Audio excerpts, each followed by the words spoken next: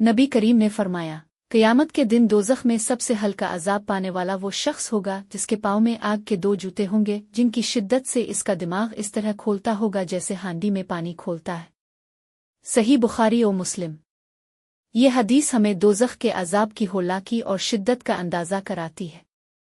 नबी करीम ने सबसे हल्के अज़ाब का जिक्र फरमाया, लेकिन इसके बावजूद वो अज़ाब इतना सख्त है कि इंसान की अक्ल दहुल जाए। सोचने की बात है कि जब सबसे कम अज़ाब ये होगा तो बड़े गुनाहगारों और काफिरों का अंजाम किया होगा जिन्होंने अल्लाह और उसके रसूल की नाफरमानी की।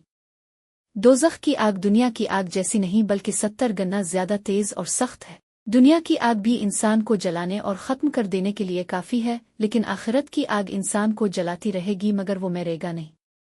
ये सज़ा सिर्फ उन लोगों के लिए होगी जिन्होंने दुनिया में अल्लाह ताला के अहकाम को भला दिया, नमाज और रोज़ा की परवाह नहीं की, जुल्म किया, हक तलफी की, ईमान से मुनकर हुए। ये हदीस हमें मुतनब्बे करती है कि हम दुनिया की वक्ती लज्जतों में गुनाह न करें बल्कि अपने अमाल को दुरुस्त करें।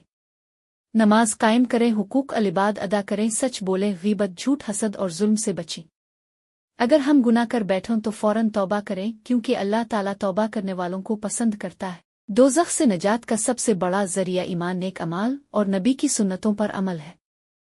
हमें चाहिए कि हर वक्त याद रखें कि दुनिया आर्जी है मगर आखिरत हमेशा की जिंदगी है। अगर हमने आज खुद को दुरुस्त कर लिया तो कल के अजाब से बच सकते हैं। अल्लाह ताला हमें अपने गज़ब और दोज़ख के अजाब से महफूज फरमाए और अपनी रहमत व मग़फ़िरत से जन्नत अल-फ़िरदौस में जगह अता फरमाए। आमीन।